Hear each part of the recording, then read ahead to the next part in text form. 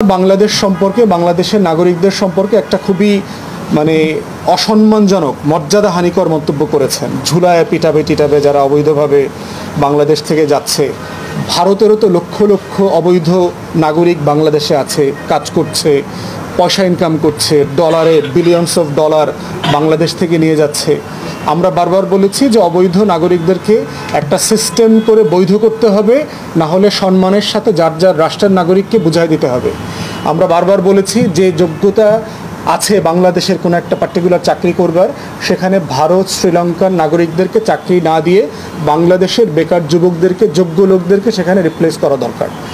সেক্ষেত্রে এই ধরনের মন্তব্যের বিপরীতে যখন অমিত শাহ মন্তব্য করেন, সেটা অবশ্যই সম্মানজনক না। আমরা অমিত শাহকে বলতে চাই, বাংলাদেশ একটা স্বাধীন রাষ্ট্র, সাইজ দিয়ে বিবেচনা করবেন না। আপনার 7 বোন কন্যা যে রাজ্য আছে, আপনার 7 সিস্টার্সের নিরাপত্তা, স্বাধীনতা, সার্বভৌমত্ব কিন্তু বাংলাদেশের উপর নির্ভর করে। অতএব বাংলাদেশকে আননেসেসারি খ্যাপাবেন না, ঘাটাবেন না। সম্পর্কটা ভালো রাখেন। আমরা ভালো রাখতে চাই।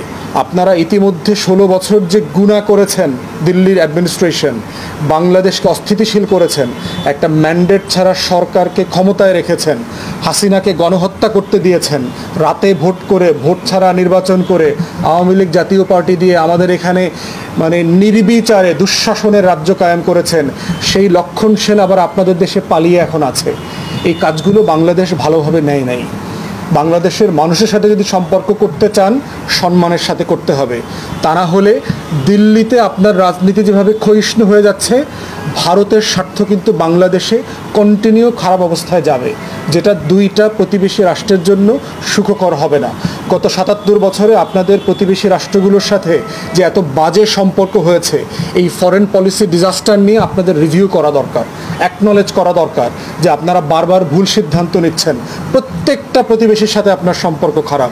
প্রত্যেকটা প্রতিবেশী তো খারাপ হতে পারে না। একটা দালানের যদি আপনার সাথে প্রত্যেকটা প্রতিবেশীর সাথে সম্পর্ক খারাপ থাকে, ফ্ল্যাটের প্রত্যেকটা লোক আপনাকে ঘৃণা করে, এর মানে তো এটা না যে বিল্ডিংয়ের সবগুলো মানুষ খারাপ, শুধু আপনি ভালো। এটা তো হইতে পারে না। এই যে সাউথ এশিয়ান নেইবারহুড আছে, প্রত্যেকের সাথে আপনার সম্পর্ক খারাপ। অতএব এর আগে আপনি আমাদের দেশের মানুষকে টার্মাইট বলেছেন, ছারপোকা, তেলাপোকা বলেছেন, বিশ্রী রকমের মন্তব্য করেছেন, ইনফিল্ট্রেটর বলেছেন, যখন তখন নাকি আমার দেশের নাগরিকরা ওই দেশে ঢুকে পড়ে। ভারত একটা গরিব দেশ। বাংলাদেশের মানুষ সাতরায় মেডিটেরিয়ান ক্রস করে মৃত্যুর ঝুঁকি নিয়ে ইটালি যাবে, দক্ষিণ আমেরিকার বন জঙ্গল হয়ে, অ্যামাজন হয়ে আমেরিকায় ঢুকবে, ভারতে যাবে না। ভারত বাংলাদেশের মধ্যবিত্ত শিক্ষিত কোনো জনগোষ্ঠীর জন্য একটা থাকার জায়গা না, যাওয়ার জায়গা না। এটা আপনাদের বুঝতে হবে। কিন্তু বাংলাদেশে আপনাদের লক্ষ লক্ষ শিক্ষিত মানুষরা এসে কাজ করতেছে, কারণ বাংলাদেশ থেকে ডলার ইনকাম করা যায়। এই জন্য আমরা চাই সবার সাথে একটা ভালো সম্পর্ক রাখতে। এই ধরনের এক্সপ্লোসিভ মন্তব্য দুইটা রাষ্ট্রের কারোর জন্য সুখকর না, লাভজনক না।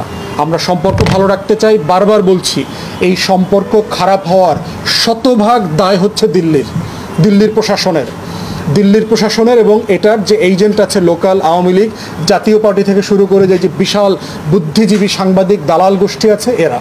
অতএব আপনারা বাংলাদেশের মানুষের সাথে সম্পর্ক করেন। নেশন টু নেশন রিলেশনশিপ হওয়া দরকার, স্টেট টু স্টেট রিলেশনশিপ হওয়া দরকার। শেখ পরিবারের সাথে সম্পর্ক করে আপনার ভবিষ্যতের স্বার্থ রক্ষা আপনি করতে পারবেন না। দয়া করে ভুল হয়েছে স্বীকার করেন, জাতির কাছে ক্ষমা চান।